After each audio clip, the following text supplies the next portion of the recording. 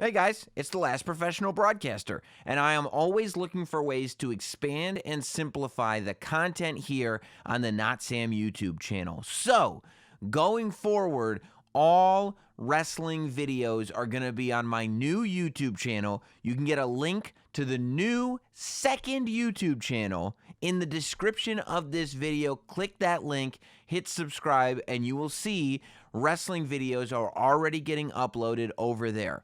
By the end of the year, if not before, I will no longer be uploading wrestling videos on this channel. Whether it's video interviews, whether it's podcasts, whatever it is, all of that content is going to be moved over to my new secondary YouTube channel, a link to which is available in the description below. You'll still have tons of content here on the Not Sam YouTube channel, Sam Roberts Now, everything else you've gotten used to. But the wrestling stuff is going over to the new YouTube channel, which I've just started. Okay? I'm going to be reminding you a lot between now and then. But do it now. Hit the link in the subscription below to subscribe to my new all wrestling YouTube channel and enjoy this. Fresh off of Survivor Series weekend, my guest this week on the podcast, none other than Luke Hawx. Happy Monday, coming at you straight from Chicago. This is Not Sam Wrestling. This is Not Sam Wrestling. Introducing your host from New York, here is Sam Roberts. Here we go. Not Sam Wrestling, Monday edition. Just exactly what you need to start your week. You know Not Sam Wrestling comes out every Monday now. So welcome. Hopefully you're subscribed. Hopefully you enjoy Thursday, Not Sam Thursday. A few days ago leading up to Survivor Series. We are now just after Survivor Series 2019, coming at you from Chicago in the shadow of the old Rosemont Horizon, the All-State Arena. Of course, I got to be there. I was part of the kickoff show, not only for Survivor Series this weekend, but I was also part of the TakeOver pre-show that went down both at the All-State Arena. Amazing building. You saw it a little bit. If you look, and I wish they had showed it a little more, just because it looks so cool and it makes the building so unique. But if you go back and you look at Shinsuke Nakamura's entrance at Survivor Series, when they go to that long shot and you can see the roof of the building, it's one of the last arenas left in the United States. It has a wooden roof, so it's like a domed, it's not a dome, but it's domed in the sense that there's a curvature to it, and it's a wooden roof, and that's why it's just everything feels different, sounds different, and looks way different, and I just think it's so cool. So super cool to be able to participate in a couple more shows in that building. Not the first time that I've been in that building, but it's definitely one of my favorites. It was really interesting. One of the first things that happened to me, so I get here on Friday night, grab a bite to eat, go to sleep, wake up Saturday morning, and pretty much first thing, head on over to the All-State Arena for the TakeOver, because it's going to be a big day and you get everything together and so on and so forth.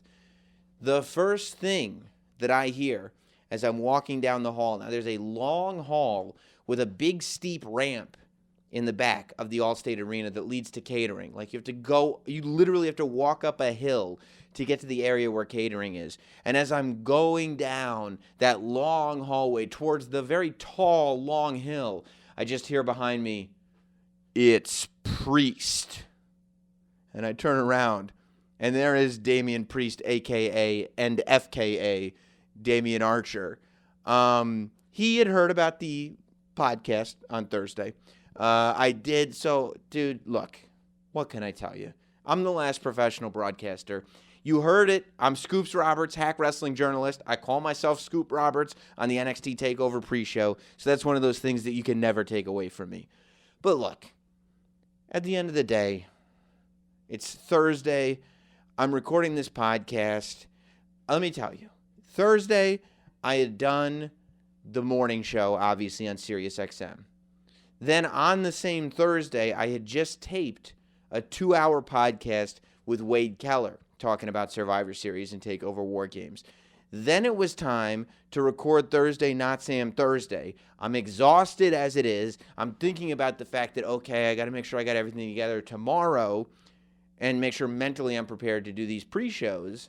And at the same time, I'm doing this podcast, and I did a whole bit about the Archer of Infamy, and I don't exactly understand what that means. And within the process of doing that bit, somehow Damian Priest morphs into Damian Archer. Honestly, the Archer of Infamy, Damian Priest, it flows off the tongue better if you just say Damian Archer. And you get everything in that way. But that's clearly not his name, and he clearly recognized that. He said he was going to let me slide because I spelled Damian right on Twitter.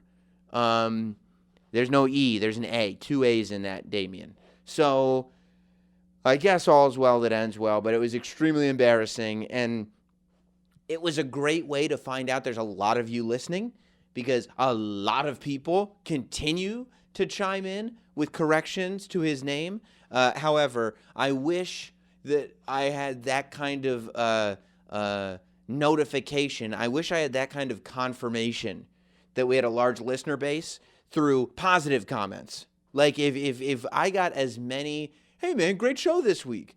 I liked when you talked about this, as I did, hey, idiot, who's Damian Archer? Last professional broadcaster. More like last professional douche. Then I would know, okay, we're on the right track. But, you know, when people have nice things to say, they just think them. They just go, oh, man, I like that podcast. But I'm not going to tell them because that'd be weird. But if they go, he misspoke, and then he did it over and over and over again, I better let him know I heard. So I appreciate everybody that let me know that you heard. And I want you to know that thank you for tagging Damian Priest in your tweets, letting me know that you heard, because he also found out that you heard. I thought he had a great weekend.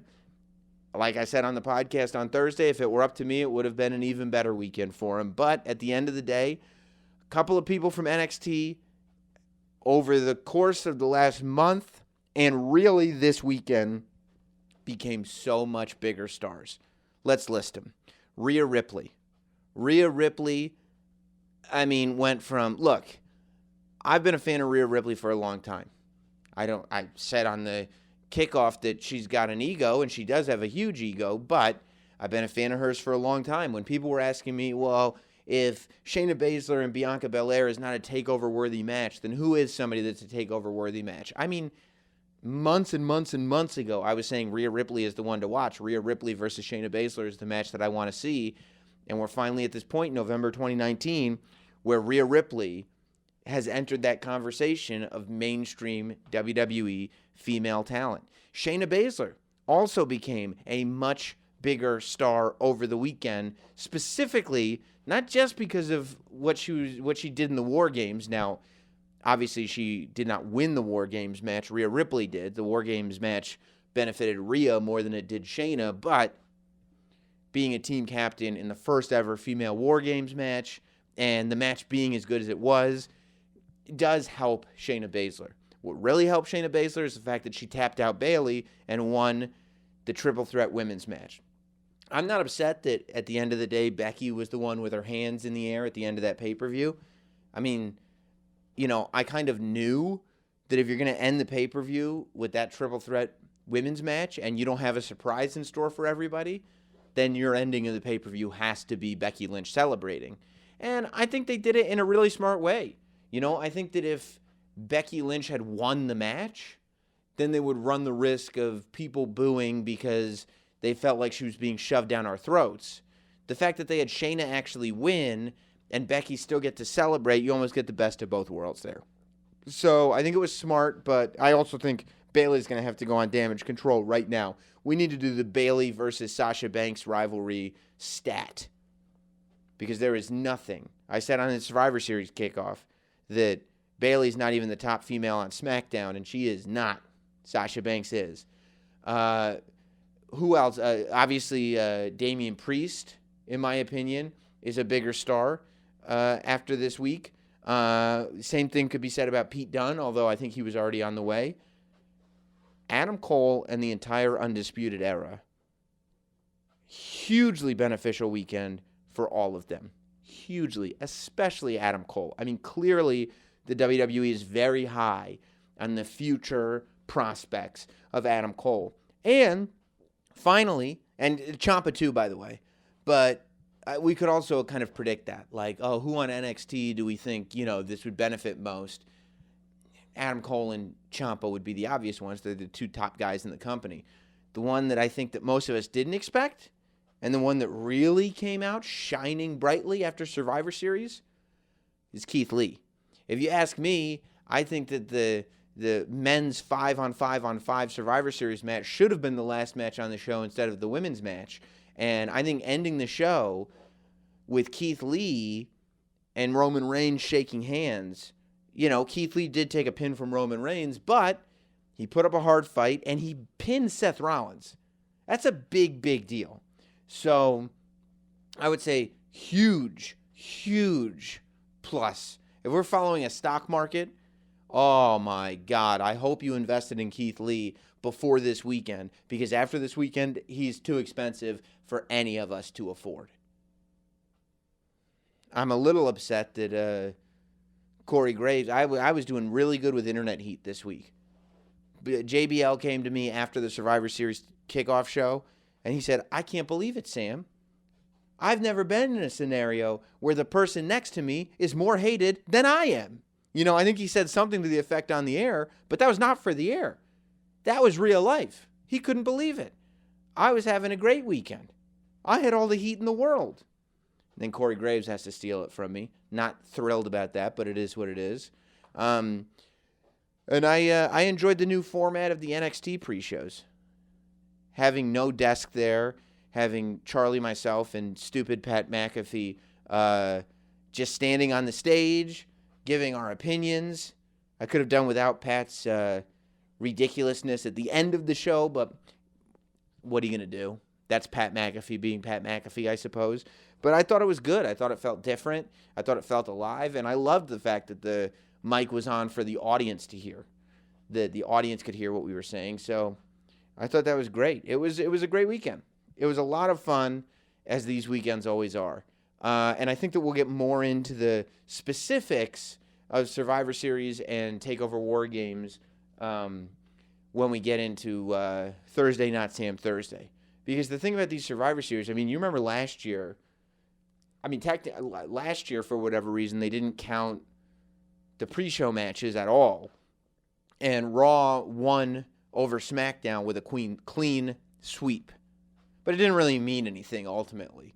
So we'll see if these results mean anything. I think storyline-wise, a couple of things progressed further. I think that what I said about Seth Rollins on the Survivor Series kickoff ended up being 100% correct. You heard Kevin Owens say Team Raw desperately needs me, showing he has no faith in Seth Rollins. You saw Seth Rollins get pinned by Keith Lee. I mean, clearly the reason that Team SmackDown was not unified. You had Baron Corbin and Roman Reigns fighting with each other the whole time. So the fact that they still were able to win and Raw still came in third place and then lost completely 4-2-1, I would say that whoever is in charge as a locker room leader, whoever is team captain of Monday Night Raw at Survivor Series, we might need to figure out how we determine who's the number one guy, because clearly we're not being led to victory if we are on Monday Night Raw.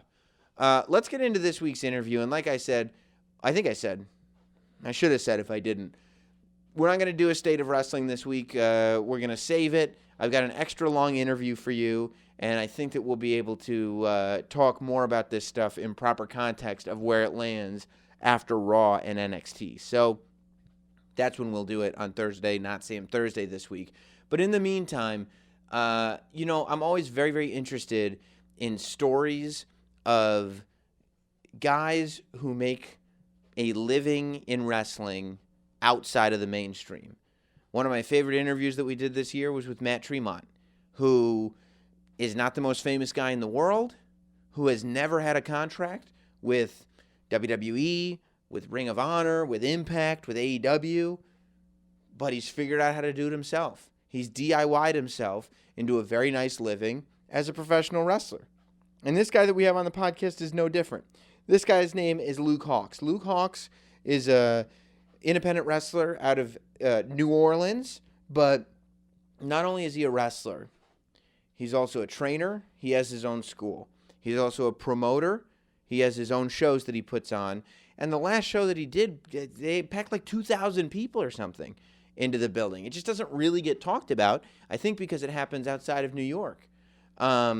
He's been wrestling for something like 20 years. He's in amazing shape. He does not look like a guy who's been wrestling for 20 years. You know, he's a power lifter in his downtime. He's chiseled out of granite, this guy. And he's got a tag team with his son. His son and he are a legit tag team, I believe, in Booker T's Reality of Wrestling promotion.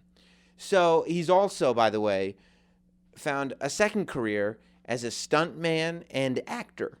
He's been in a ton of action movies. He has bit parts. I think The Rock killed him in whatever Fast and the Furious movie where The Rock's in jail. He tries to kill The Rock and ends up getting stabbed for doing it, which is a dream that a lot of us have, and Luke Hawx has been able to live it. I met Luke Hawx, I don't know, years ago at this point. And we had talked about doing a podcast, and he came up to me and he was like, hey man, I got all this stuff going on in New Orleans and we don't get enough coverage based on what we're doing. I love your podcast. I would love to do your show. I was like, yeah, let's do it. And it was one of those, like, we'll figure it out when we figure it out. And because we are miles and miles and miles apart, it just never came to be until one day I signed on to my social media and I was getting comments on Instagram. I was getting comments on Twitter saying, hey, we want Luke Hawx on the show. We want Luke Hawx on the show. We want Luke Hawx on the show. And I was like, look, I know that this is Luke Hawx doing it, but I respect it, man. I said, what a hustler. This is a guy who knows how to make stuff happen. And I think there's a lot we can learn from guys like that. So I wanted to sit down with Luke Hawx, and I wanted to talk to him about his early days, getting into the business. You know, he had bright prospects when he was coming up. He wrestled for a promotion called XPW, which was a really big independent promotion that took over right after ECW.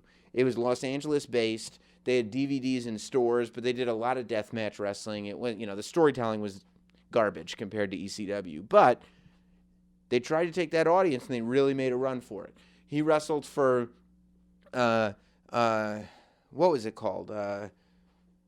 Whatever the promotion that MTV did. I'm blanking on it, and I don't want to say the wrong thing because you'll all bust my balls for it on the internet.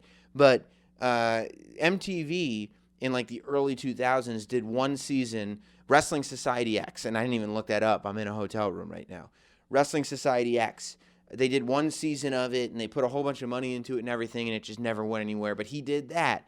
There were all these little things that came up. So I wanted to get into his story.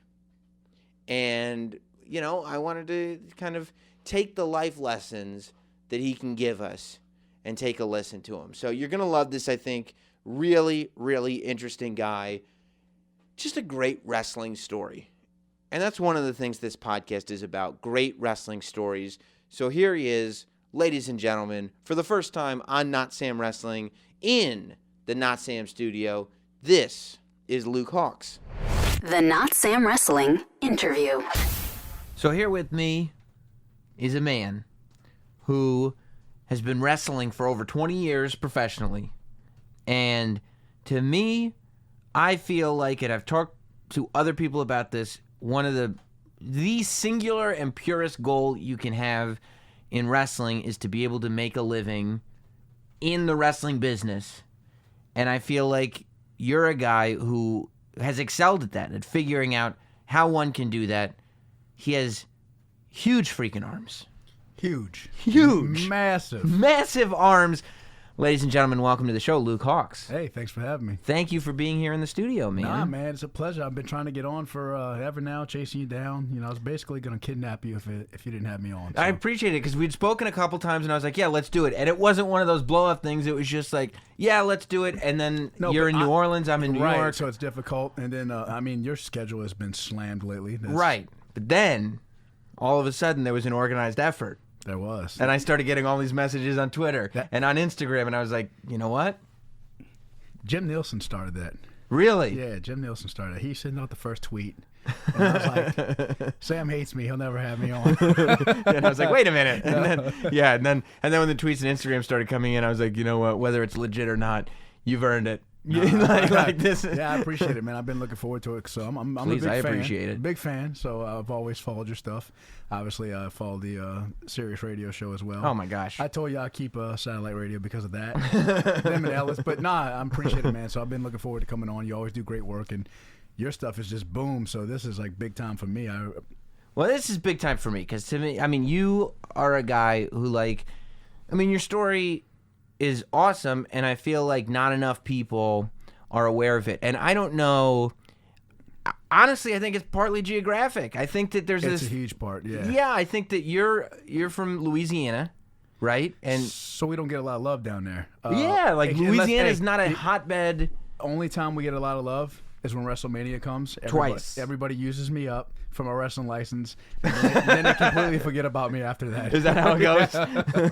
They're like, who do we know who's got a wrestling license in New Orleans? So there's this deal with the Louisiana Athletic Commission. They won't license out-of-state competitors. Not wrestlers, but like companies. Sure. Outside of, like, I WWE. see. So every year they come, obviously these other companies, the independent companies want to run these big shows and they want to follow Mania around. Yeah. So they have to use a license. So every time they come, my deal is I never ask for really any money. I just want to see wrestling thrive. So I ask these guys, hey, scratch my back. I'll let y'all use my license, but use a few of my guys and give them an opportunity outside of Louisiana down the line. And then that kind of seems to fall out because they all use the license and then you never hear from them again. Or if you do hit them up, they go, oh, man, we're just so booked up right now. And it's just like, oh, yeah, I appreciate it. Yeah, I understand that. Go screw yourself. So how does that work? Do you get, is a promoter's license, like, can you just loan it? So out? You can, but here's the thing: is like I'm responsible for everything, and I got a chance of losing everything I have on top of it, which is difficult, right? Because you work so hard. Yeah, you work so hard to build this brand. We've been around 8 years. We actually just had our 8-year anniversary show last week that drew over 2,200 people. And we ran that at an arena, the Pontchartrain Center, which is a massive arena. If you've seen the WNW shows, they ran there. During Mania weekend, so that was the same arenas they ran in. But we, we did it on a very large scale. 2,200 people. 2,200, a little over 2,200, and they were loud, they were rowdy, and our fans are great, man. And it's like I think one of those geographic things, like you said, is I didn't really see the internet explode over that or get a lot of love off of that. And not that you I'm not doing this to get my back patted, but I would like some recognition, and I'd like to get my guys out there more because we have so good of talent guys that don't get any credit. We got guys like Jay Spade, Buku Dow, Matt Lancey, Danny Flamingo, and there's a list a mile long, right? Yeah. And we got new students coming out, but just because they're not in this hyped up area where they're working and they're getting these internet reporters reporting on them, they're not getting any love. And as a coach, for me, it drives me crazy because I know these guys can go hang. You could put this guy with the top guy at Ring of Honor. You put Matt Lancey, you put Jay Spade with the top guy at Ring of Honor, the top guy would Evolve, top guy at this company, that company. And it's tough because when you're a young guy, you're not making any money, so it's not like you could just pack up, go to New York for the weekend, wrestle a couple shows. Like, it doesn't work that way, does it? Right. No, yeah. I mean, my guys are willing to do that, but they can't just get in a car and drive here. Yeah. So, excuse me. But yeah, that's what makes it difficult. So we're in this area.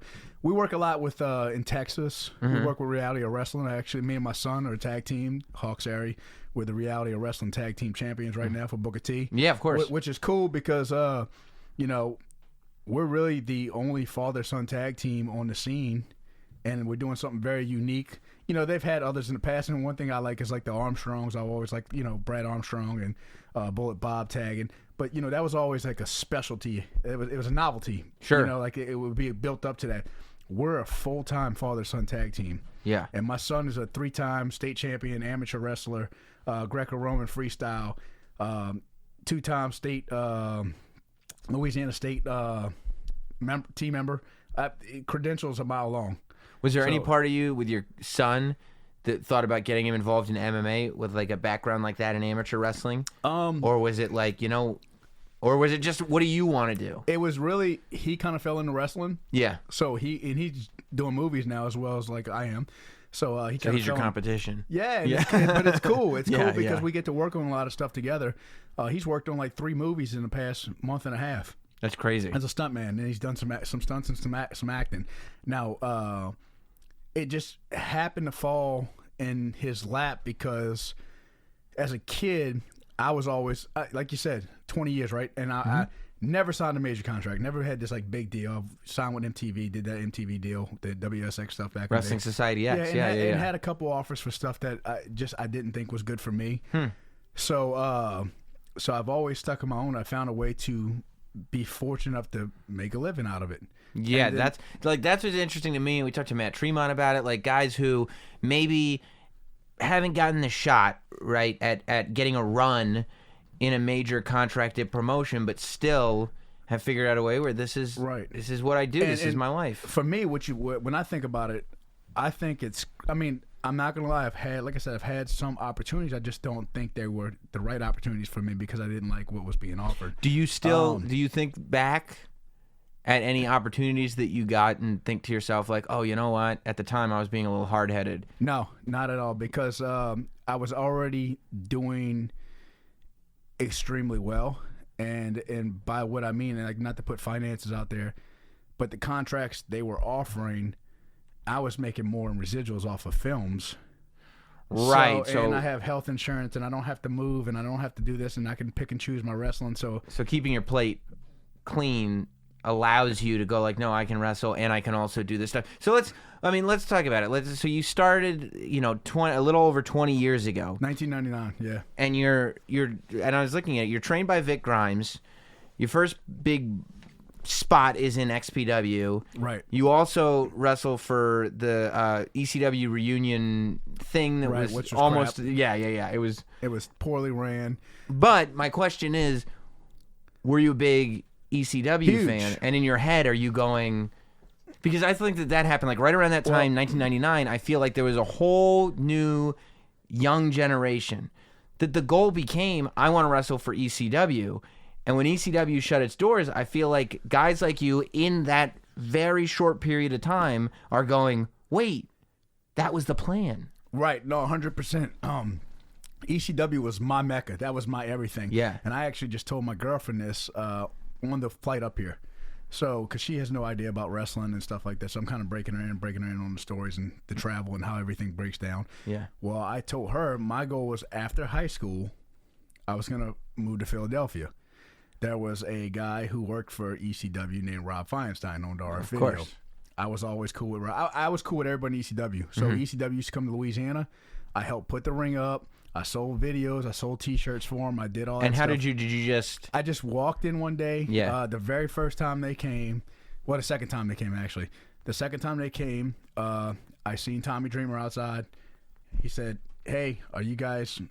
I think he asked us if we wanted to get in the show free or if we wanted some free shirts, if we were willing to help out. And I was like, hell yeah. You know what I mean? Would you? Yeah. So- I would have helped out for no shirts. Yeah. I would have did it and then paid you on top of it. Can I talk to you, Tommy? Then Yeah. yeah. So I started working with those guys, and and like I said, I was still in high school, but my goal was to graduate high school, move to Philadelphia, How often did they come to Louisiana? probably at least twice a year. Wow. So- I mean, even and they- that's crazy when you think about it. What ECW was, the fact that this Philly indie got so big, it was coming to Louisiana twice a year. Like that's a big and deal. they did a loop. They did a loop in the South. They would go they do like Lafayette, Louisiana, or Baton Rouge, New Orleans another night, and then like Pensacola, Florida, the last night, something like that. And I would go to all the shows. You would? Yeah. So, and I would travel with them, and I would do the whole, whatever. So you were setting up the ring, you were selling tapes, you were just whatever. Yeah, just whatever you needed because, you just wanted to be a part. And that's how I met Vic Grimes. Uh-huh. So I pestered the hell out of Vic Grimes, got his phone number. Why was Vic Grimes the guy that you I think pestered? I think it was because he showed me like the most attention. Everybody for the most part was cool. Yeah. Tommy was always cool with me. Taz was really nice. There's so and I literally met everybody and I would hang out with everybody. And there was a couple guys who were jerks, but you know, because I was a fan, right? I really wasn't supposed to be around, and we still had the kayfabe and everything. Yeah, and it was ECW as the badass, like, right. yeah. So they'd be like, some guys would be like, well, why is this kid in the dressing room? Why is this kid here with the, you know? I'm surprised Taz was even nice. Not because, I mean, he's a great dude. I know him now, but like, you would hear stories about him trying to maintain that character. Right. So, but he was always a gentleman to me. Yeah. And then, so I started, like I said, I started working with him, and then Vic was the nicest to me. So Vic, like, literally sat there and talked to me and talked to me and talked to me and talked to me. So there became that kind of attachment. Mm-hmm. Oh, let me get your phone number. Oh, let me try and help you get bookings in Louisiana. Let me do this. Let me do that. So you're a kid, and you're like trying to help him get bookings at other promotions. Yeah. So you just were good at talking, weren't you? Well, it was my life. Yeah. So it was my life. Yeah, so yeah. It was like everything in my life revolved around wrestling. And if you know my backstory, we don't have to get into the whole thing today, but you know, I grew up in a boys' home. I got adopted. Like, my mom was a bad drug addict. Like, it was this. I have this terrible story that takes forever to tell. But this is your escape. But wrestling was my escape. When wrestling was on, nothing else. Look, everything else could be going on fire around me. Right. And it just didn't matter. So it's another reason why you wanted to not just go to ECW shows, but do whatever they would let you do, because that's the world you want to be in, not the world that you're stuck in real life. Correct. So that's when you know, my goal was to, after high school, go there. Excuse me. Keep bourbon. These damn Red Bulls. It's okay. It's okay. It's good. It's mind vitalization, but it makes you gassy too. Exactly. So, you know, you can't have everything. So I was like, so Rob Feinstein told me, oh, well, our video was booming. They had stores in all these malls up here and stuff. Oh, yeah, I remember. Rob was like, well, he helped with all the international talent, with hotels. Yeah, and I was making all the RF video bootlegs and selling them myself. So Rob would always talk to me. I said, when you're ready to come to Philadelphia, let me know. I'll get you a job with my company, and I'll hook you up with an apartment, because I got all the apartment hookups from all the international guys. Mm-hmm. So I was like, cool. So I graduated, had a little money saved. My son was 1 at this point. Oh, wow. Because I had my son my sophomore year in high school. Wow. So, and I said, well, I'm going to move to Philadelphia. Did that also make you think, like, I need a plan? Like, I'm going to finish high school, but there's no, like, what am I going to do? Like, I need a plan. I need to make money. I need to raise. I got a kid to raise. Yeah, of course. But my plan was to graduate, go to wrestling school, because I was training with some turds in Louisiana, and I mean turds, like, because that's all they had there, and there's still a ton of them there and all in surrounding areas. But it was all they had. Right. But I knew in my mind that I had to break that. Like, that wasn't what they were doing. Wasn't right. That wasn't, you know, there was no value to it, and it was really a bunch of idiots. So I knew that I had to get out of there. So I called Rob, told him. He said, "Okay, when do you plan on coming up here?"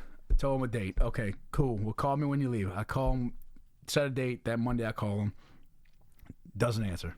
No, I'm sorry. Monday he answers. I'm sorry. Yeah. Monday, okay. Tell him I'm on my way. Yeah. Drive up to Philadelphia. Get up there the first day. Doesn't answer. Second day. This is like the most wrestling thing ever, by the way. So I get a hotel. Keep in mind, I'm young, right? And you're trying to go there to make money, not to like buy money to spend money on hotels. I got like $2,000 saved. I saved up $1,000, and my adopted dad gave me $1,000 too. Okay. So I said, day 2, no answer. Hotel again, $100, right? Boom. Right there. 10% of your money. Day 3, I'm freaking out. Yeah. No answer. And I get in touch with Doug Gentry, who used to work for our video. Rob's best friend. So I say, man, I tell Doug what's going on. Doug gets pissed, because I was cool with all those guys. So Doug's like, this MFer is at this place right now. Call him on this number. He will pick up the phone. So I call. Rob picks up the phone. He's in total shock, because he doesn't know how I got the number. Yeah. And he goes, "Oh, are you here?" And I'm like, "Yeah." I said, "Are you here?" Yeah. I said, "Dude, I've been calling you for 3 days." He knows what he was doing. He was ignoring me. So I said, "Okay, when can I start the job?" And he goes, "Oh, man, the job I was going to give you, the guy's not quitting anymore, so you're just going to have to find a job." And I'm like, "All right." I said, "Well, I spent 3 nights in a hotel, and my money's burning really fast. So what about the apartments?" And his exact words were, "There's tons of apartments out here. Just go find one." Bruh. I got no credit. I know absolutely nobody in Philadelphia. You know, everybody's spread out, and I'm crying. I'm disappointed. I'm like, man, I'm gonna fail. But I was like, I'm not gonna fail. Like, there was no turning back in me, and I didn't know what to do. I mean, look, I'm also sure that's where your survival instincts kick in, and the fact that you were the opposite of coddled growing up. Dude, I was So you've been in survival mode from the beginning. Exactly. I grew up in Hardest, bro. I was raised on the streets. Right. So there was no, but it was just, I knew I needed to fall into money right there. Like I needed to start working. I needed to do something. I needed a place to stay or sleep in my car. Right. So I said, you know what? Screw this. I'm going to just drive straight to California because I know Vic's there. I got Vic's address. From Philly. Yeah, from Philly. So I wasn't going back home. So I jumped in my car, drove 3 days straight. Like you hung Philly up the phone, jumped in the car to go to California. Yeah, that's exactly what I did. I swear. I just started driving, bro. I started driving. I drove 3 days, got straight to Oakland. And what'd you do? Did you like pull over in a rest stop and just sleep in a car? No, I stayed in a hotel. Okay. I was dumb. I should have just stayed in my car. Cause Right. we get to that because I ended up sleeping in my car for a couple weeks. Okay. But I get to Vic's house and I go knock on Vic's door.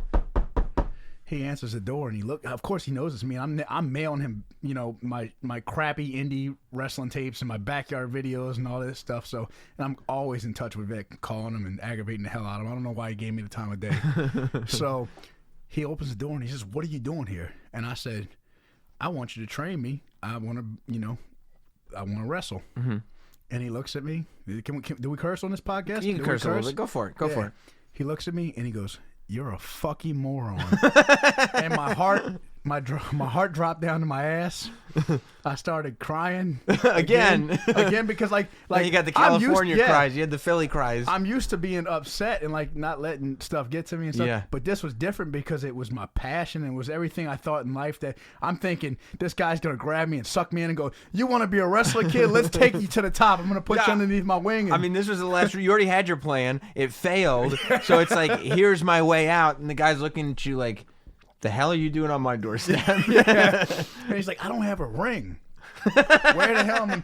I said, "Well, just train me in the backyard." So he doesn't have a school. He doesn't have He's school. not He a doesn't trainer. have nothing. Right. He's like, "I don't have a ring." Like, you're sitting there going, like, every wrestler has a ring. Yeah. Right. That's what you think in your mind. Of course, he's a ECW. He's on TV. He's rich and has a ring. Exactly, 100%. So Vic tells me, "Look, I can't do it." And I was like, "Look, I'm not." I told him, I said, "I'm not going home. I will pester you every day." And that's what I did. I slept in my car for like 2 weeks. I started putting in job applications places in California. He had a regular job too, which I found out about. So Already your world is getting like turned upside down. Exactly, how could this ECW guy have a regular job? Yeah, 100%. Right. I'm like, how did this guy who wrestles full time for ECW and always on the road and on TV, pay-per-views, why is he working a regular job? Right. So I go to his job and every day I would spend majority of the day there just helping him after I'd put in some applications somewhere. I'm putting applications at like Burger King and stuff. Wherever. Just stuff I didn't think of. So what's his regular job? He did scaffolding. So okay. He ran the yard at the scaffolding company. So I would just literally go there and spend 4 or 5 hours a day just hanging out with him. How is the guy that falls off scaffoldings the one who works in the scaffolding? He didn't really fall off. That was all his idea, and that was that was Jack's fault. The part where Jack. Yeah. So from everything I've been told from Vic, and I mean, and I was there for some of them. Yeah. But like Vic was 400 pounds running up and down scaffolds. That's like, all no he problem. did. Yeah. Yeah. So. That's so funny. He's like, "Look, I want to be a wrestler. One thing I know is scaffolding matches. That's my specialty." So his uncle owned a scaffolding company. Yeah. So that's who he worked for, and then eventually his. So uncle you show up. Yeah, you show up in the scaffolding company. You're just working for free, helping him out. Yeah. Literally for like 2 weeks straight. And I didn't have nothing else to do. Yeah. I didn't have nowhere to go. Right. Yeah. So eventually, the owner comes back from vacation. They call me into the office, and somebody comes and gets me, and he says, "Go see Mr. Brian. He wants to see you. He's the owner. He's in the office." He asked me who I am. What am I doing there? And he goes, "I heard you've been working here for a couple weeks, just staying around, helping out." And I said, "Yeah, I have." And I told him my story. And he goes, "All right, well, fill out the application. You just got a job. You've been working." So, and then he gave me, he started me out at like $15, $16 an hour. That's good money. Yeah, this is 2002. Man. That's really good money in 2002. Yeah, and I was a young kid, so might have been 2001, somewhere 2001, 2002. Had ECW gone out of business? Yeah, ECW had just gone out of business. I think they just went out of business. So are you also, like, in the back of your mind, right? You're trying to figure out how to make this wrestling thing work at all.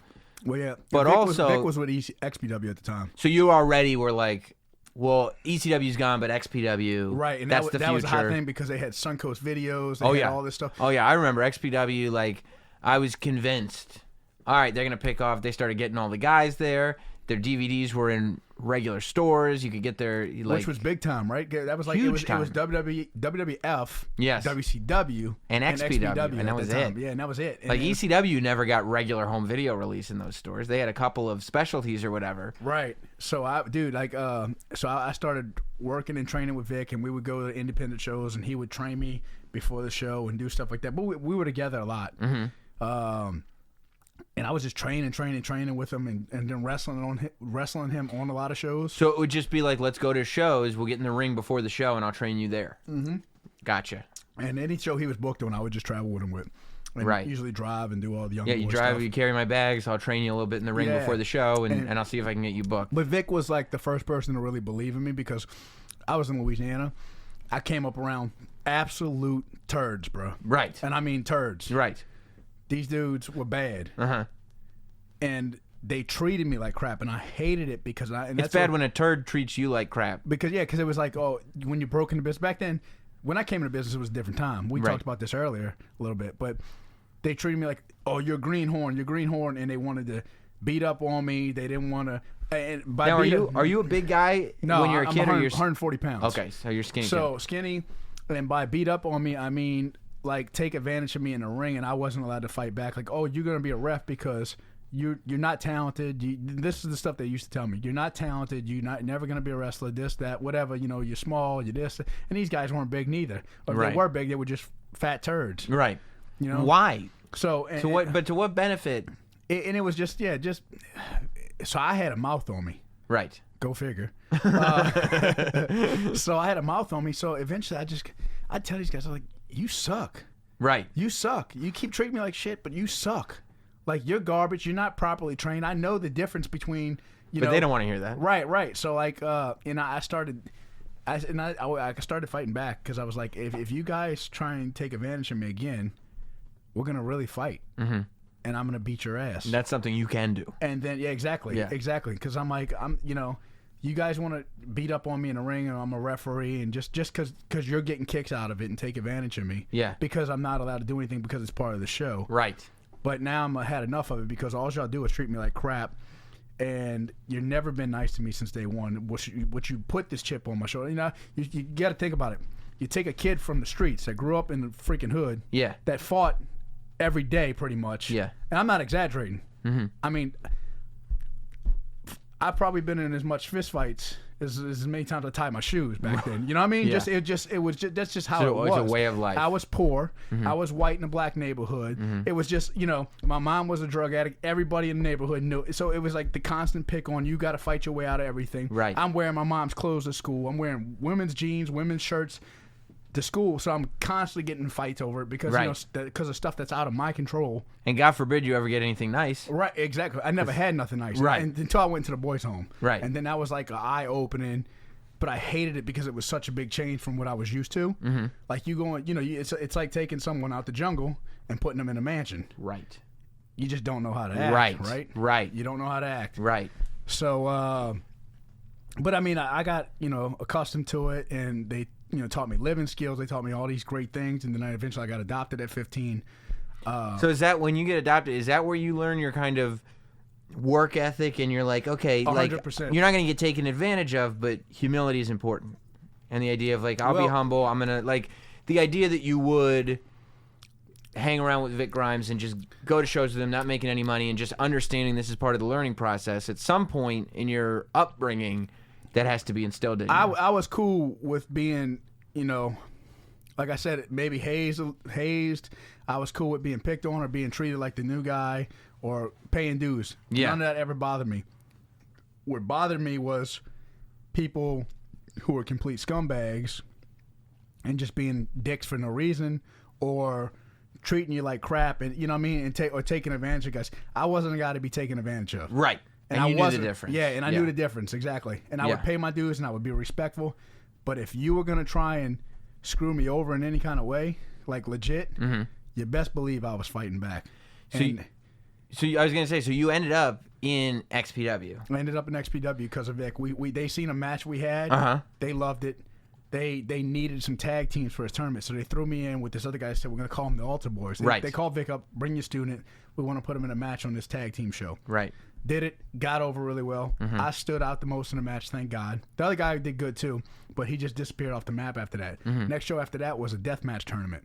Right, so that's what I was going to ask you about, is that, like, it's one thing, and you're an ECW fan, so the idea of hardcore wrestling, I'm sure, is something that was in your head, like, yeah, I want to do this, but deathmatch wrestling is a whole different thing, and even ECW wasn't doing deathmatch wrestling. They were doing hardcore. Or they built up to it. It was like an exploding ring match. Right. It didn't really go off that well because the pyro was messed up and things of that nature. But they do, like, Cactus Jack versus Sandman barbed wire. They do, like, the Terry Funk versus Sabu barbed wire match was, like, a huge, huge deal. It wasn't... Massive. Right. So, and it was always built up. Like, you always seen the angles on TV, and you seen the commercials for it after, and it was like this watch this uncensored video of the craziest things that ever happened in wrestling. Yeah. And that was instilled in your mind. Right. It wasn't like, hey, we're going to do a show, and there's going to be 7 of these matches on the show, and you're like, you're right. Yeah, exactly. But so, when you are in XPW and real quickly end up in this deathmatch tournament and in the deathmatch world. And, I've talked about it. I was a tape trader in high school. I loved death matches growing up. I love the new deathmatch wrestlers when it's people who are doing what they want to do. Right. Was deathmatch wrestling something you wanted to be doing? Not at all. So how I fell into it was they needed people for the death matches. Right. So they called me up and they said, hey, we want to do a death match with you, and we want to, put you as one of the finals. And I was like, man, I was shocked. I didn't know what to do. I just said yeah because I felt like I had to. I get it, because you don't want to do a death match, but at the same time, you're like, I've literally never had an opportunity. And this is the third biggest company. Right, and you can't tell them no, right? Because they're going to get somebody else, and that's it for you. So I called Vic right away. I hang up the phone, and Vic is furious. He's like, I can't believe they called you. You're my student. Because it should have gone through him. Exactly. And then he would have protected you from an uncomfortable position. Yeah. Right. So he was furious. And he talked to me about it. He goes, let me call the office. Call you right back. That's what happened. He calls me back. He goes, look, they want to make a little run with you. I'm still pissed at them for going around me. But I think it'd be a good opportunity for you because you're going to get some shine on it. I will help you go over it. We'll try and keep it as safe as possible because obviously those matches are super dangerous.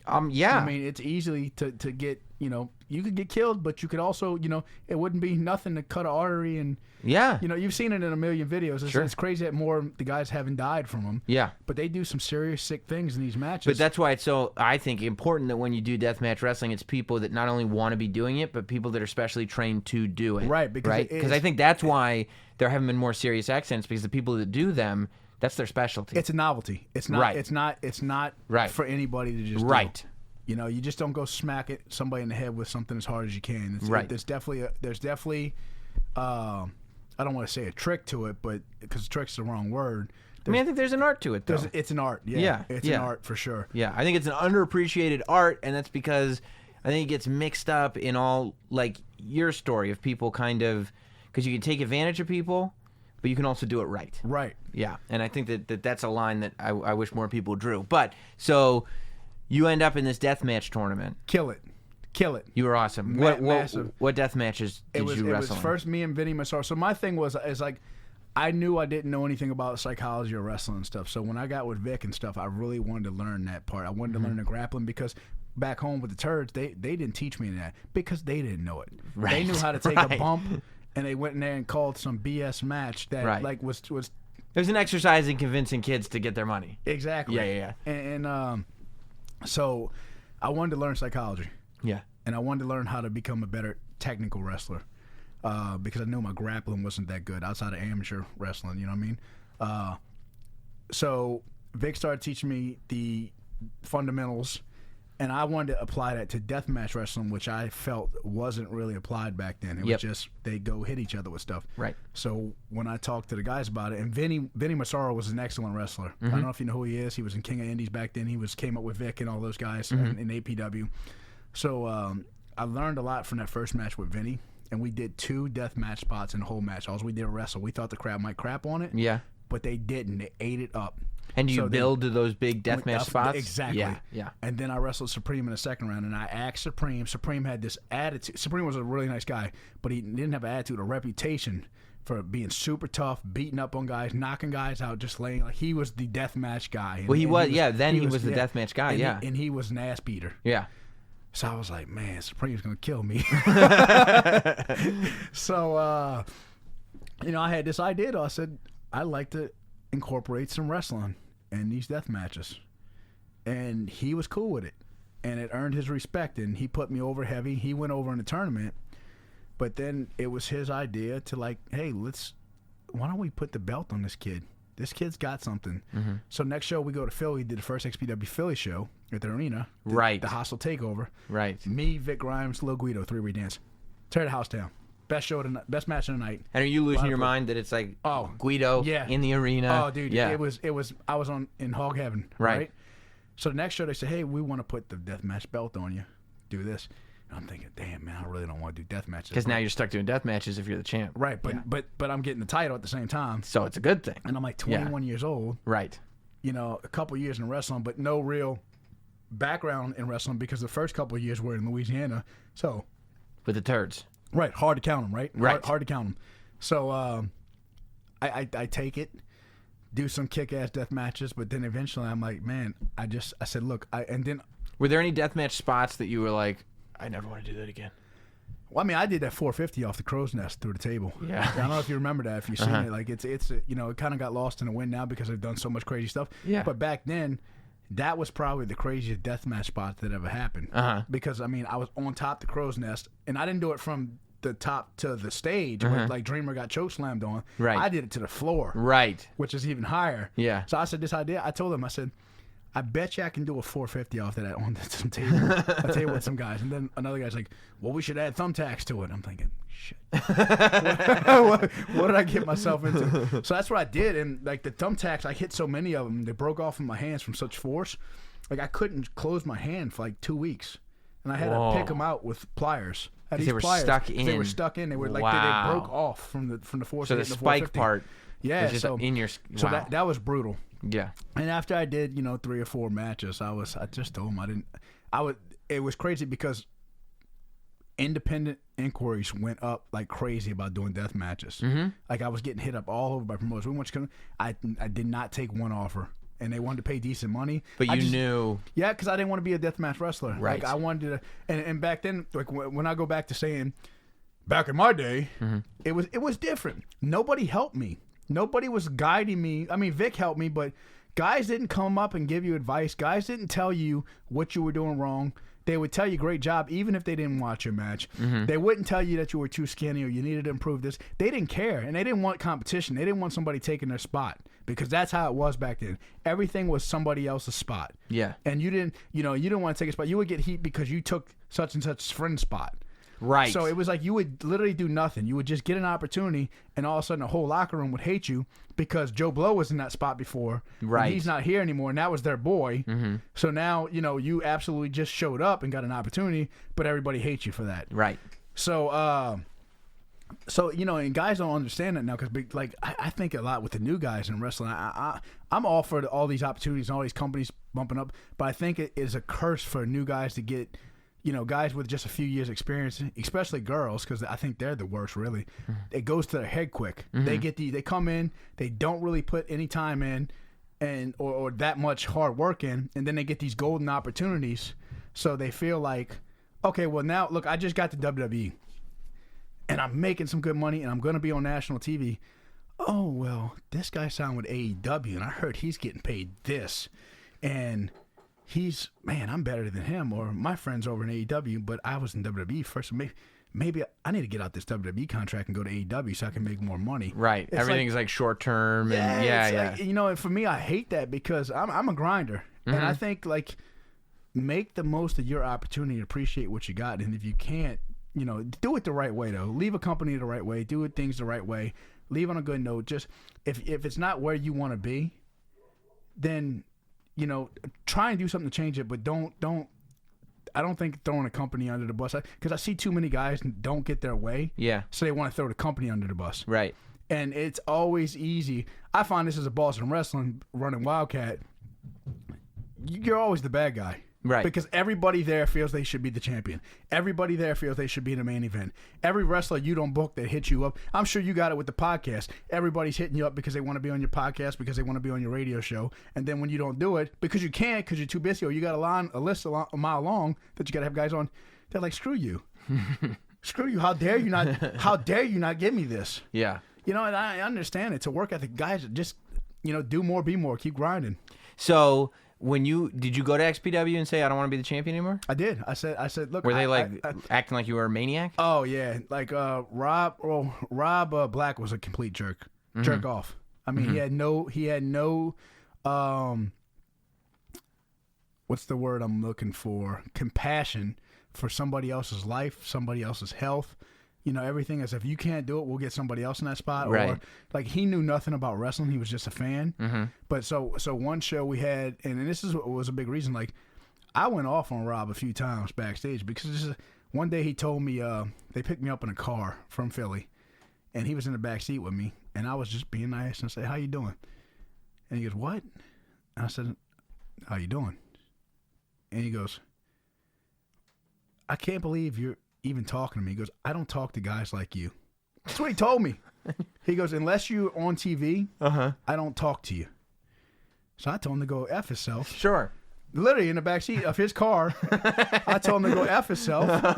And but that earned his respect because he's like, "Oh, I like that." He appreciated it. Yeah. That's so and I was funny. like, "Yeah, I don't care who you are. You're not going to tell me. I'm just being friendly and saying hello." Yeah. You're not going to tell, But then it was like that same show, I get hit in the head with a chair. Mm-hmm. I put my hand up. Mm-hmm. Looks great. As soon as I get in the back, though, he's chewing me out. "This is XPW. We don't put our hands up for chair shots." How things have changed. Yeah. You're a P. You're this. Going off. And he's like, blah, blah, blah. And then Jerry Lynn stepped in and took up for me. Jerry's like, "Dude, the shot looked great. You protected yourself, what you're supposed to do." And, he's like, "Why would you just stick your neck out there for somebody to hit you with a chair if you see it's coming at you?" Yeah. And then, so the next show after that, Rob had me crucified and literally beat in the head with a chair several times, which I had the worst concussion in my life. That's where my concussion started. It was like, bro, if I could kill this dude, if I could see him and punch him in the face, 100%.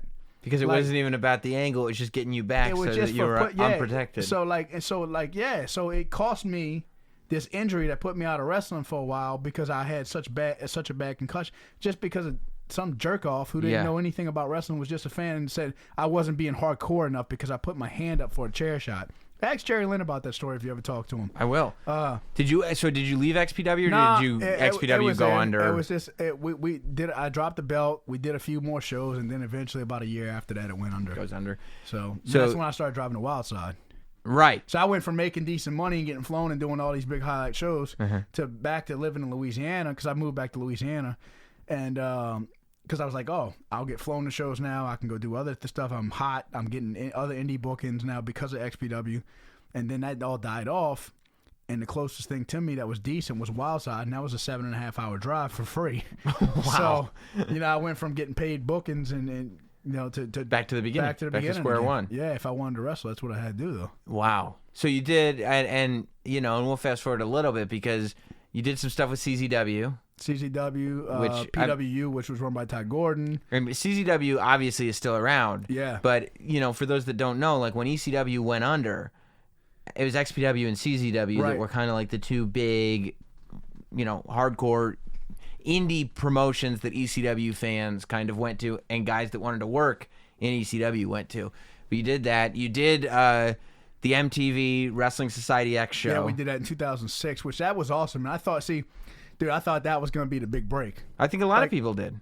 We got paid really well on it. We were staying on Hollywood Boulevard. I'm thinking we're going to be out at spring break begging girls and wrestling on the music awards and stuff. Yeah. You're going to be an MTV celebrity / wrestler. Yeah, you thought this was going to be the biggest thing. I'm like, man, we about to live it up, right? Me, Scorpio Sky, Joey Ryan, a bunch of other cats. Matt Seidel, Cole Cabana, man, Alcatraz, Vic. So it was cool because you had all your buddies at me. We were all buddies, man. We were all buddies, and we got this big break, and we're getting paid almost $1,000 per match, and it Oh. was easy, and plus it was just fun, man. It was just you're hanging out on Hollywood Boulevard. They were giving us per diems, which we never got in wrestling. So it's all these young guys, Because it's a TV show. right? Right. And man, it was just crazy. They were like, "Oh, you're gonna have merchandise deals." I love and that we're the gonna- per diem. You're sitting there going like, wait, I get paid. And then there's also this money that you're just giving me this money too? per day. Yeah. Per day? And we're staying on freaking Hollywood Boulevard in like this super nice hotel. Yeah. Lindsay Lohan's in there, freaking And it's on them. Leonardo DiCaprio. Yeah. Yeah. So Yeah. we're like, oh man, this is what our life's gonna be from now on. I love that. Like, you're flying around getting paid bookings. You go home, you're wrestling for free 7 hours away. Yeah. Now you're in Lindsay Lohan hotel, Yeah, chilling, getting per diem, Yeah. making $1,000 a match, going like, well, now, okay, good, finally. Had a rough patch, but now Yeah. I figured out my life. I'm about to hang out with Johnny Knoxville and they pulled the rug out from underneath us. And yeah, they just go, hey, remember that season that you did? Yeah, it was just that one season. We're done with that. We're not doing that. We're not doing that again. You're like, well, I don't know. It seems like a really good idea, guys. I don't know why. Keep paying me, please. So, at what point did you decide, like, I have to diversify to survive? I have to be a guy who has a school. I have to run a promotion. Well- I have to, because I think that that's something that eventually people who really, want to stay in wrestling, like, you do have to kind of diversify and figure out that there are roles in wrestling, I think, where you can, if you want to, work in the industry for your entire life. Right. You just have to be able to adapt and evolve. Well, I obviously I still had a lot of life in me. Still do. Still to this do, day. yeah. So I wanted to expand and do more, but again, I was in this area where I knew it was bad, right? And it used to be such a hot market for wrestling back in the 80s. Yeah. And I went to my first shows down there, which were hot with Terry Funk and Paul Orndorff and all these guys. So I wanted it to be like that again. But I didn't feel my first step was changing my body. I started looking at posters and going, well, why am I not in main events? Why am I not in this? And I'm going, well, I'm not good enough in here. I need to learn how to technical wrestle more. I need to get bigger. Nobody was telling me to get bigger. Nobody was telling me to go to the gym. Nobody was trying to help me whatsoever. Mm-hmm. I had to figure these things out on my own. Whereas at my school, I'm telling them what to do, and some of them still won't do it. Hey, bro, you can write it down. crazy. Yeah, you can write everything down step by step, and they're going to go, okay, so And then they how look can at you I- and you go, well, how would you know? And you're like, I did it. Yeah. I'm telling you how to do it. how do I jump from 1 to 30 really quick? Yeah, can I skip all these in the middle? So I figured that out. But so how did you figure out how to work out properly, for instance? Like, I didn't. I started going to the gym. I had no idea what I was doing, and I probably looked like a jackass. And I hated it at first. I absolutely hated it. because you're probably not getting the right results You're because not you don't know getting what any you're results. doing. You have no idea what you're doing, and you go there. You're a little insecure because you see people doing things that you can't do. But for me, that kind of fired me up because it's like I got to figure out how to do it. I got to learn. And I would ask people, and then it was time. And then I started becoming I would say intermediate weightlifter where I was getting results and I was decent and I knew I knew the basics. So I knew how to get bigger, and it just took time. But I didn't know stuff about diet. Some things I didn't know proper form on. And then the Bell brothers, Mark Bell, Chris Bell, who did Bigger, Stronger, Faster. Yep. They became close friends of mine because of Bigger, Stronger, Faster. And Chris did, and then which hooked me up with Mark, and Mark's one of the best powerlifters in the world. So they started taking me under their wing and teaching me how to lift properly and how to get my lifts up, which got me into powerlifting, which I do competitively now. And a lot of things came from that. Like I started, because of my hard work in wrestling, I had to start going to the gym, right? And I had to figure that. So I fell in love with the gym. Started training. Loved training. Fell in love with it. Started getting results. Eventually but I'm talking years and years and years and years of work. And trial, tribulations, all that stuff, and learning from different people, which eventually led to me getting a sponsorship with a supplement company, which is like an ultimate goal, right? They pay you, and they send you supplements so you don't have to go buy them anymore. Right. Which also led to me getting a sponsorship from a food prep company. So I'm with Isotour with Fit Life Brands for my supplements. And then I'm with Chump Nola, who every week sends meals to my house to me eat. So I don't have to eat out. I don't have to cook, which is right. That's like the ultimate. Yeah. And then Mark's company. So, like, they send me all their merchandise and, the test stuff. And I'm always honest. Hey, we got this new product. Try it. See how you like it. So that's really cool because they respect me enough that they give me all this stuff and stuff I need and stuff I use. But then, that all those avenues of working hard through wrestling led to the fitness stuff, which eventually led to the movie stuff as well. Right. So you start getting bigger. You start, expanding what you're doing in Louisiana for wrestling and Right. I started the wrestling school in 2011. I started. We cut that short. See, I started that because I knew that I wanted good wrestling in Louisiana. I wanted to train people. I knew there was a market there for it. But deep in my heart, I felt like I didn't have the credentials because I was always told by people, oh, you never made it. You never made it because you never went to WWE. Right. So I'm thinking, well, maybe I'm not good enough because I wasn't on WWE. And, right. There was a few opportunities there, and I've always had a good working relationship with them. I still do. I've been down to guest coaching at the PC, and, I've had How did you like offers. that? It was great. Yeah. It was cool. They got a really nice facility there, and, I think, man, those people got it so good, and they got it so easy. They have no idea, which is cool because times change, Definitely. And I want my kid to get those same opportunities or better ones. Right. But he's putting a lot of work at this. He just made 21, man, and he's put in so much work already. He's worked for it his whole life. And he's so much better than I ever was. But so I started the school, and then eventually I was like, man, well, I gotta have shows because I can't send these guys to these crap shows and have them wrestle there because then you're like working backwards. So it was the school first, and then it was like I got to set up a promotion so I can have a place for these kids to work. Exactly. Right. And that's like the promotion wasn't where I wanted to start. It started with the school, and that kind of. I didn't think about that aspect at first. And would you bring people in when you would put shows? Yeah, I would. And so we started with the shows, and actually Paul Bear helped us get started because he was very close to me. I got these funny stories, man. Like, so when I was young, I got married in high school. I had my son in 10th grade, and I was the white boy in a Spanish household. My mother-in-law barely speaks English. Grandmother didn't speak a lick English. She didn't even say hello. So. And it's like 4 or 5 of us in the house, in this small little house. One house phone, no cell phones back then. One house phone in the kitchen in the front of the house. So because of my relationship with the guys in the South, and as a young kid, I would put up the rings, do all that stuff, go to all the shows, work out with the guys, referee at a young age, like just around. So Paul Bear and all those guys, I was close with, and Bob Holly.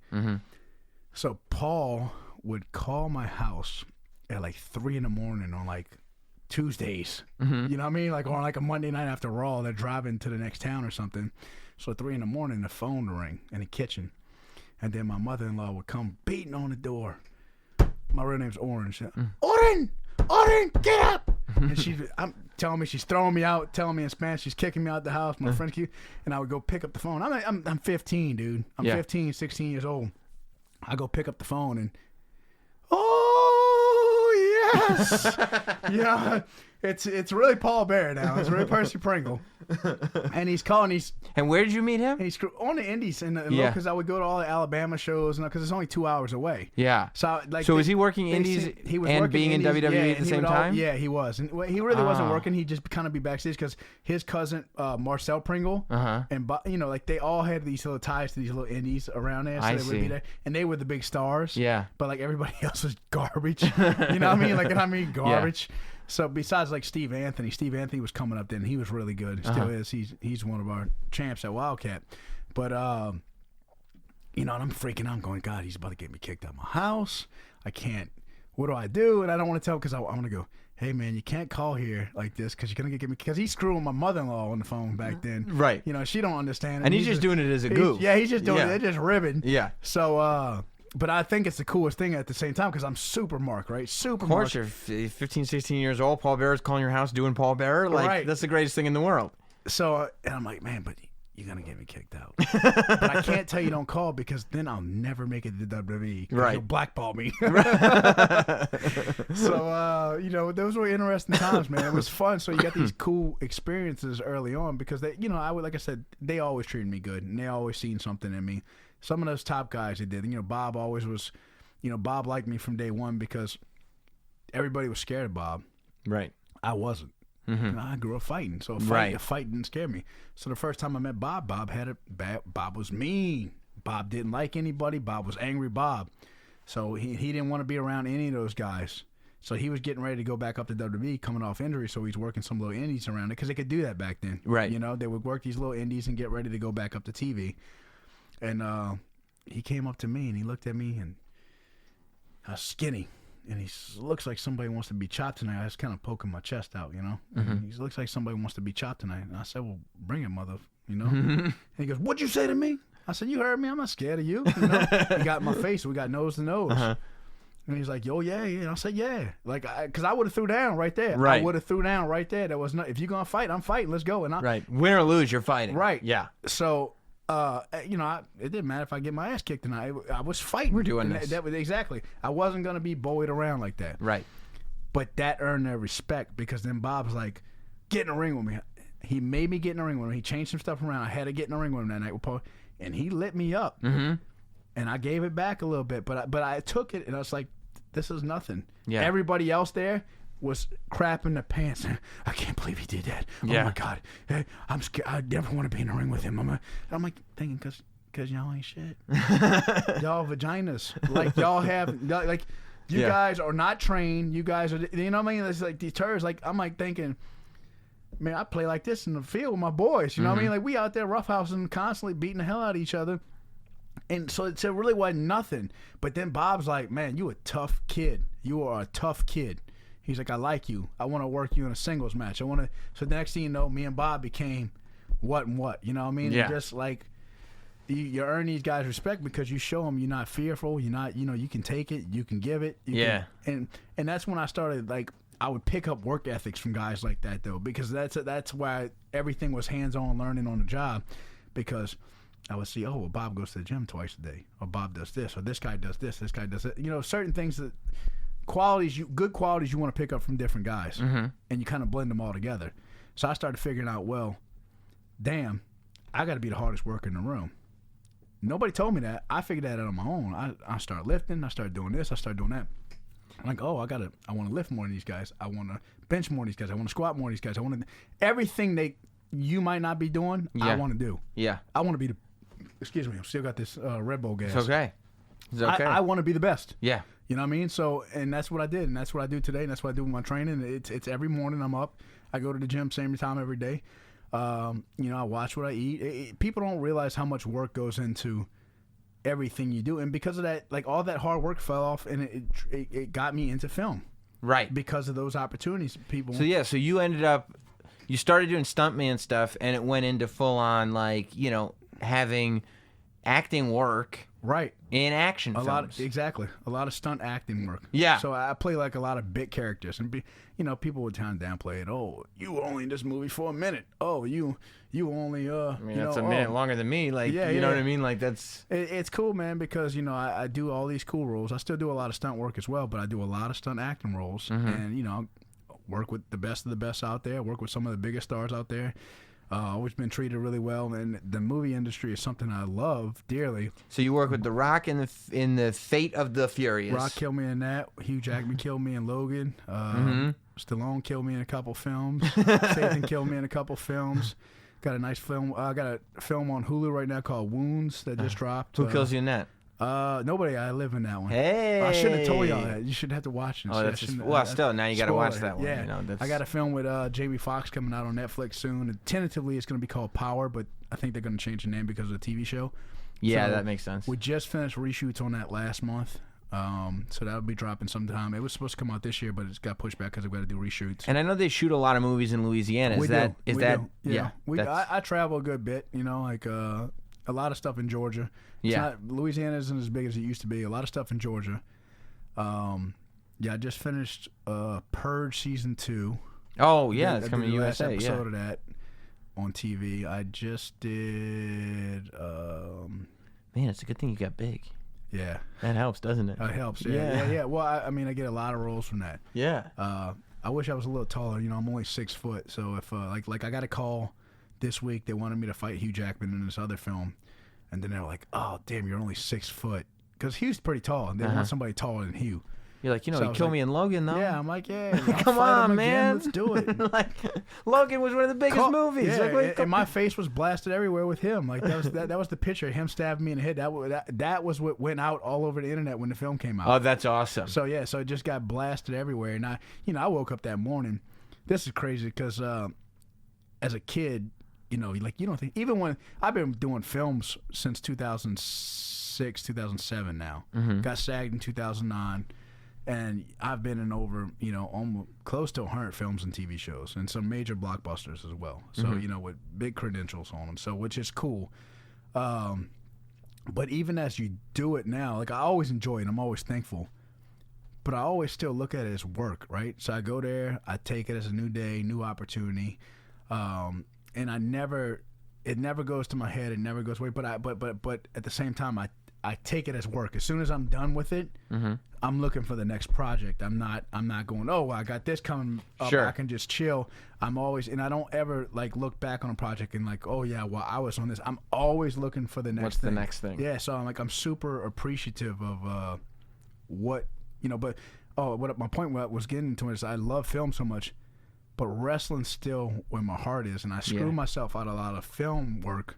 Wrestlers even tell me all the time, they're like, dude, why the hell are you still wrestling? Because you could be killing it. Because I make really good money in film. I make good money wrestling, but I make great money in film. Because that movie money is completely different. And you don't have to bump. Right. Well, I do have to bump sometimes. Like, I guess that's just true. kill. Yeah, I guess that's true. I got to bump more than everybody else because they're like, oh, Luke's a wrestler.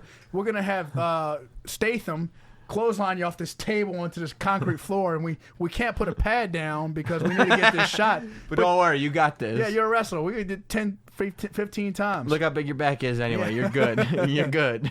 But as long as those checks clear, man. It's all good. But I'll say, like, it screws me over wrestling because I'll take a wrestling booking, right? Mm-hmm.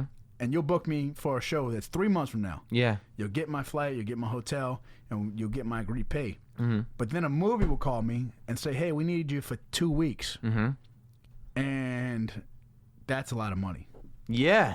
So, and I'll go, well, I can't do it this day because I fly out for this show. And they're like, it's a continuous shot, so you got to be at all these. And I got to turn down an extremely a lot of money to go wrestle and make less money. Yeah, money to pay that's going to pay a bill. Because you don't want to flake out on your bookings. Right, and I do it. I do it because, wrestling's my first... But you still love to wrestle. I still love wrestling, and it's even better now that I'm doing it with my son. Well, yeah, so, and I love that you're doing it on reality of wrestling, too. Yeah. You talk about guys that should be having schools and putting on shows and stuff. Booker T is one of those guys. Phenomenal promotion, very well run. Yeah.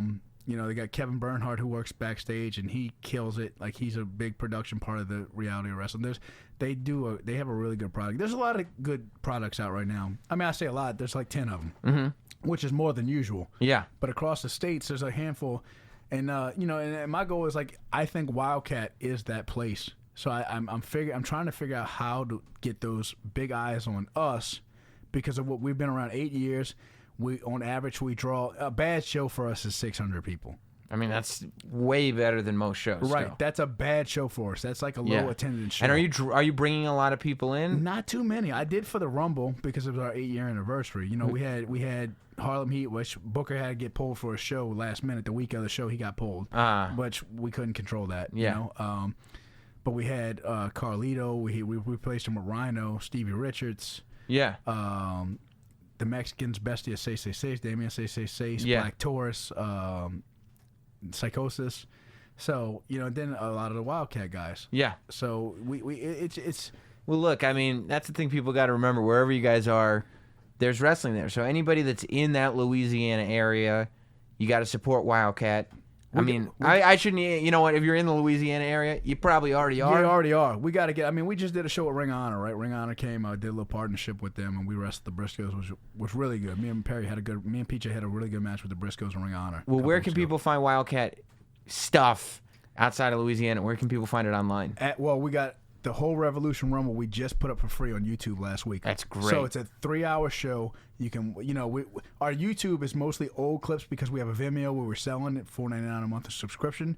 I'm kind of changing that over, and I want to put a lot more stuff on YouTube and make it more accessible. Yeah. For free. And just throw some ads on it or something. Yeah. So what we just did is we just put out the whole Revolution Rumble, and that's the most updated thing we have on there. That's and great. It's a whole show. So and where can people find? What's the just YouTube go- site? Wildcat Sports. WILDKAT. So Wildcat with a K. Wildcat Sports. Check it out. Wildcat Sports, Revolution Rumble. Yeah, the 8-year anniversary, and you'll get a sample of our product. Yeah. You know, you'll see our biggest show ever. Like I said, we drew a little over 2,200 people, and it was a really good show. The match of the night on that card was PJ Hawx versus Stevie Richards, which is my son, which is cool. Yeah. They built up to a hardcore street fight. And for me, as a dad, it's hard to watch because I love wrestling. I know how much it hurts. Uh-huh. But I lose the love and wrestling aspect from it, and I turn into a father, and I'm like, Even though you know you've been through all of it, you know what it is, but and he feels like he's gotta, do more than more. He always feels like he has to do more than me. You ever think to yourself, like, if I come up to you in 1997, right? You're a kid, and I'm like, one day your son is gonna be wrestling Big Stevie Cool at your show. Yeah. That's wild, isn't it? We never thought it, right? Wild. And he's man. See, my kid's already done so much more than me already. Like last year, he spent the whole summer in England on the camps. This year, he spent the whole summer between Mexico and California. I was tagging, going down to Mexico and doing. So he's gonna be super well versed. Dude, he's already is. I mean, he's got the amateur wrestling background. That's the thing. That's he's a monster. He's like watching a young Kurt Angle. He's that good. Are you getting him big? Fully fluent in Spanish and English. Yeah, he's about 180 pounds now. Yeah.